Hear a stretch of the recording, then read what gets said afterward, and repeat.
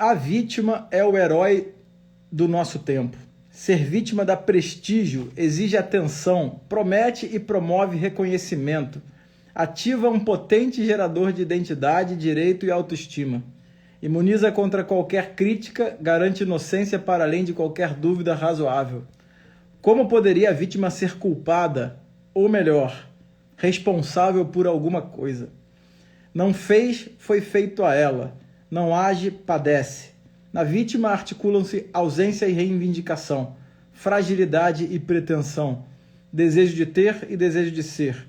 Não somos o que fazemos, mas o que sofremos, o que podemos perder, aquilo de que nos privaram. Esse é o começo do livro A Crítica da Vítima, de Daniele Giglioli. Eu comecei lendo esse trecho porque vai para o podcast, e no podcast é importante que já tenha logo alguma coisa, em vez daquele negócio que eu sempre fico falando, né? Tem alguém aí? Tem alguém aí? Não tem? Mas agora que já passou ali o início do podcast, que vou falar sobre esse texto, sobre esse livro, eu já posso começar a perguntar se está todo mundo me ouvindo. E o tema hoje é vitimismo e liberdade, tá? Fixado o comentário aqui, espero que todos estejam me ouvindo, e eu sugiro muito que vocês leiam esse texto, esse livro do Daniele Giglioli sobre a crítica da vítima. O que é importante ficar claro também? Tá? É importante ficar claro que é óbvio que existem vítimas, né? É óbvio que existem pessoas que cometem crimes, injustiças e pessoas que sofrem por conta disso, né? Então, de maneira alguma, existe no vitimismo uma generalização onde se nega, por exemplo, racismo, homofobia. É óbvio que essas questões existem, tá? E eu vou repetir aqui 1 milhão de vezes, né? O vitimismo não coloca as vítimas reais e concretas, né, no campo da fantasia, né? É claro que não. Então, falar de vitimismo não significa negar a existência de vítimas. Bom, tá falado, não vou falar mais sobre isso, tá? O que eu vou falar é sobre o que Daniele Giglioli fala no livro A Crítica da Vítima, que a vítima é o herói do nosso tempo.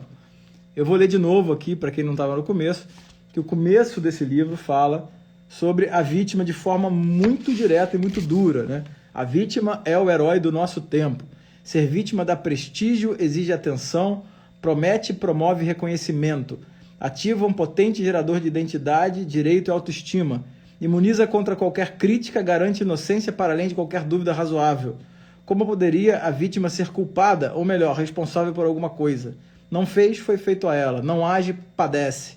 Na vítima articulam-se ausência e reivindicação, fragilidade e pretensão, desejo de ter e desejo de ser. Não somos o que fazemos, mas o que sofremos, o que podemos perder, aquilo que nos privaram. E aí, eu começo essa sequência do Café com Sêmio, que será centrada neste livro de Daniele Giglioli, A Crítica da Vítima, e a gente pode falar um pouquinho sobre isso, né? Sobre a questão da vitimização.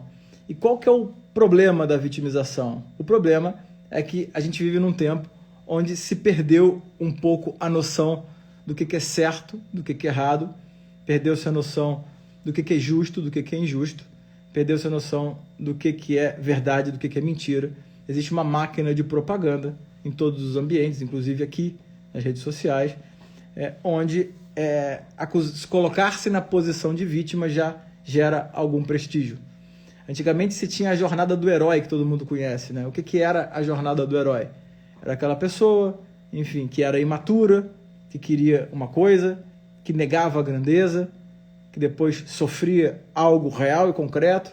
Daquele algo real e concreto ela aprendia alguma coisa, ela criava uma força, ela mudava a orientação da sua vida íntima, mudava ali a direção da sua bússola íntima, né? Almejava algo grande e conseguia algo grande. Então contava essa história.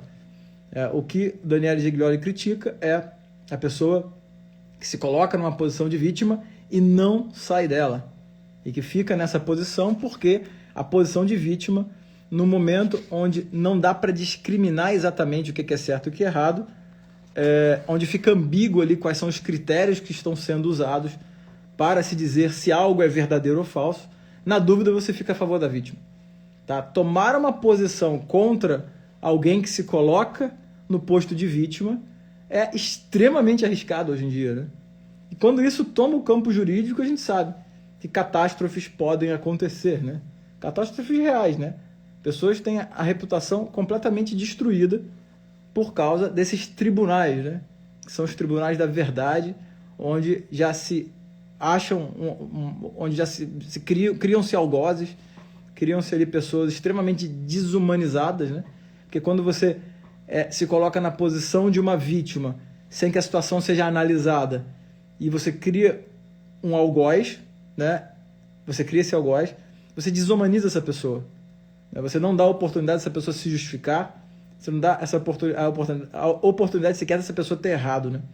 Essa pessoa é desumanizada. E as pessoas não entendem que acusar alguém de algo, se colocando na posição de vítima, também é uma agressão. Então, quando eu me coloco na posição de vítima de uma pessoa, de alguma maneira, isso também é uma agressão. Tá? Mas eu vou repetir 1 milhão de vezes. Em momento algum, o livro, né, ou eu, estou desconsiderando as vítimas reais, né, de questões reais que acontecem na vida da gente, como racismo, homofobia, todas essas coisas. Tá? De forma alguma isso está sendo negado. Eu estou falando do vitimismo. Né? E aí, para a gente entender o vitimismo, que na verdade o vitimismo é um tipo de falta de liberdade, essas pessoas que se colocam na posição de vítima, né, elas perdem a própria liberdade. Tá? Isso que é triste. Por quê?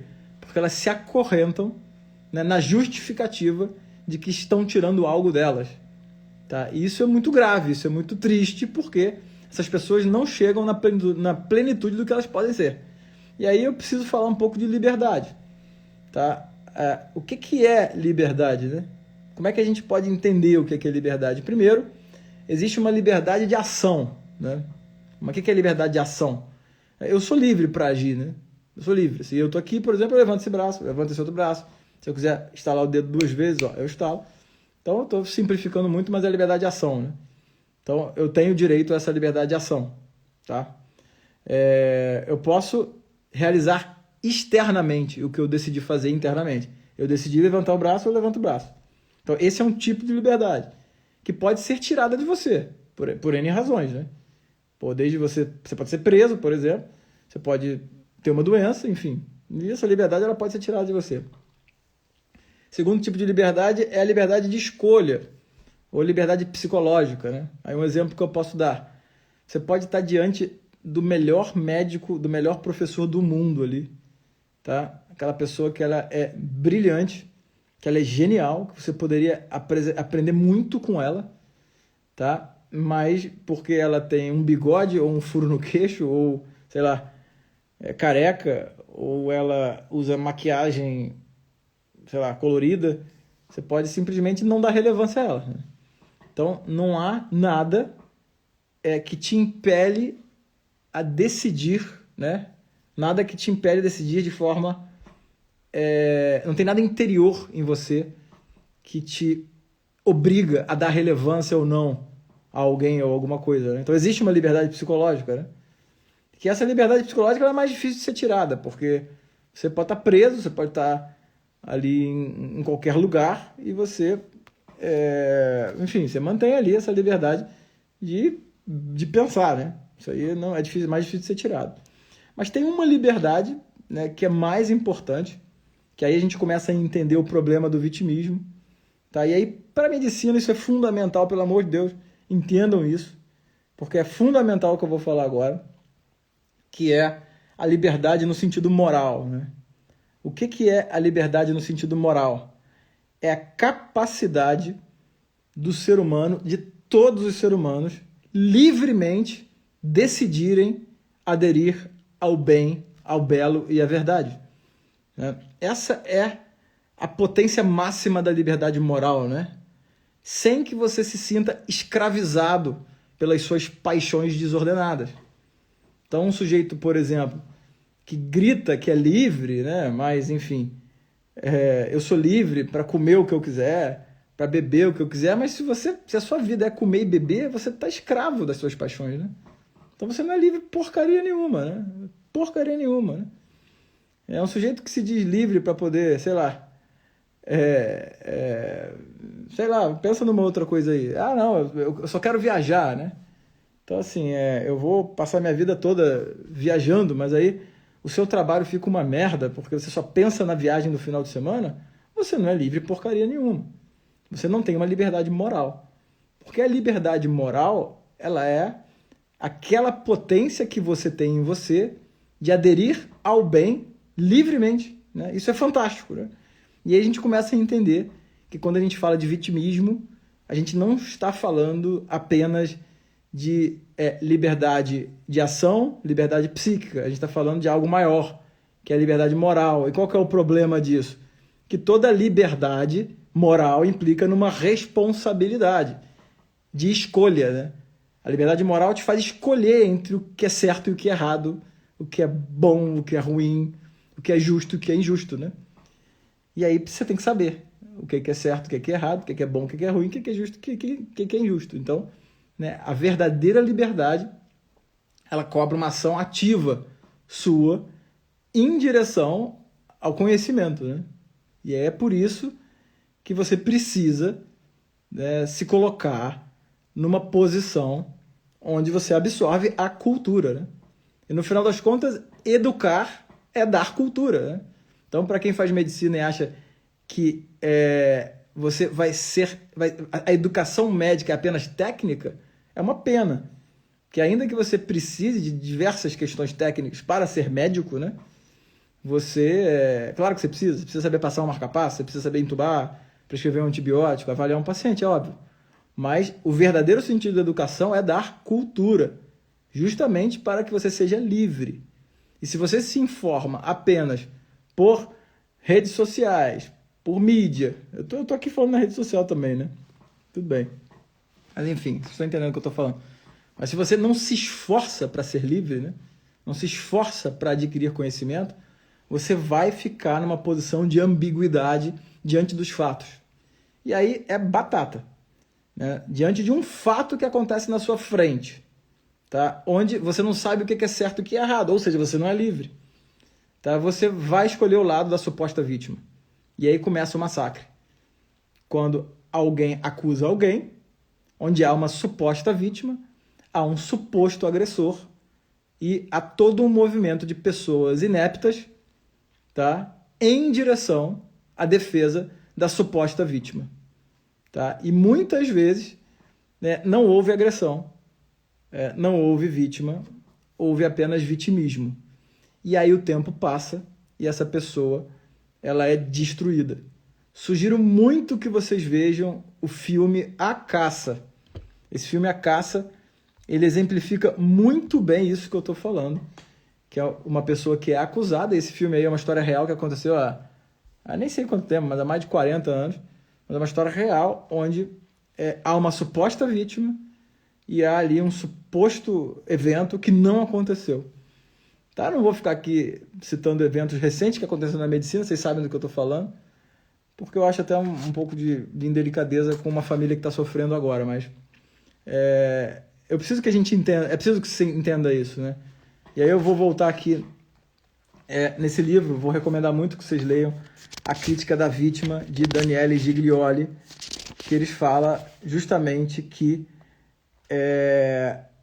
há um movimento cultural onde a vítima vira o herói do nosso tempo. Para finalizar, eu vou citar uma frase de Christopher Lasch. Eu tenho esse livro, que é um livro chamado Autoridade, que ele fala o seguinte: a necessidade de legitimar as próprias opiniões em termos de ofensa ou de sofrimento infligido liga cada vez mais os homens às próprias ofensas. O que necessito é definido nos termos do que me foi negado. Olha que fantástico, né? Ou seja, cada vez mais, né, dentro do vitimismo, cria-se uma cultura onde se eu quero algo e não tenho esse algo, é porque me foi negado. E aí, automaticamente, né, quem, entre aspas, tem esse algo é colocado na posição de algoz, como as faculdades de medicina. Porra, é claro que tem ali um vitimismo danado nas faculdades de medicina, todo mundo vê isso nas escolas.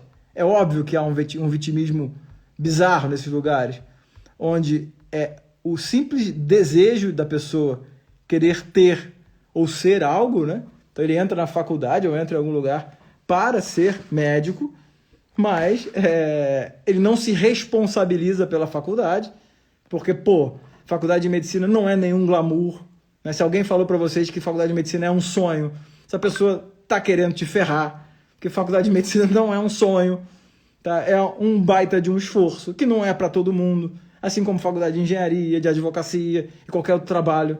Né? Trabalhar é um esforço danado, mas não é porque eu quero, porque eu desejo, se eu não consigo, isso me foi negado.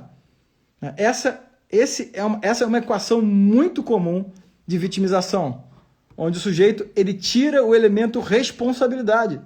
Ele simplesmente não se responsabiliza pelo que ele está fazendo. Né? E quando um sujeito não se responsabiliza pelo que ele está fazendo, ele não é um sujeito livre, né? Porque ele está aderido às próprias paixões, está imerso na ignorância. Né? E essa ignorância escraviza, enquanto a verdade liberta. Então, essa palavra não é minha, né? Inclusive, essa frase não é minha. Então, eu começo aqui essa sequência de lives, né? Que eu vou chamar de vitimismo. Tá? Vai ser dentro do Café com Sêmio. O livro é esse aqui, do Daniele Giglioli, um livro pequeno, A Crítica da Vítima, tá?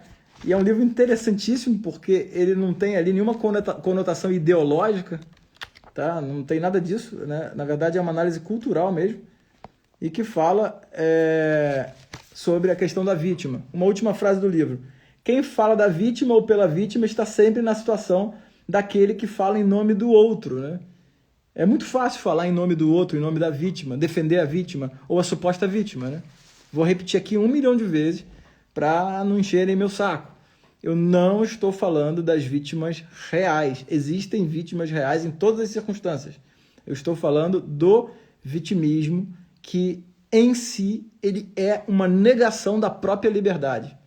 Porque negando-se a liberdade moral, você se exime das responsabilidades e você fica escravo de desejos absolutamente pueris e que não levam a nada.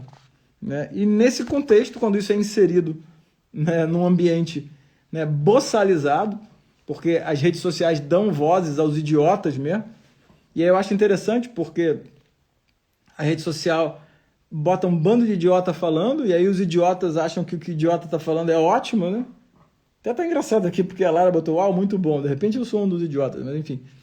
E aí você monta ali uma legião de idiotas, e essa legião de idiotas, ela começa a julgar os outros, né? E aí começa ali um tribunal, né? Um tribunal desumano, onde basta se colocar na posição de vítima, porque você deseja algo e não tem esse algo, e quem tem, praticamente te deve, e se não te dá, ele é um algoz, né? Então esse que é o cenário para nossa reflexão. Eu vou ler esse livro aqui, pegar vários textos dele até o final e seguir aí no podcast do Café com Sêmio, em homenagem ao vitimismo. Beleza, galera? Quem gostou, tira um print da tela, me ajuda a divulgar. Eu não estou fazendo propaganda de nada no Instagram, tá? Então pega, tira um print, divulga, me marca meu nome, divulga o podcast. Então me ajuda a divulgar isso, que eu acho que é um tema extremamente interessante.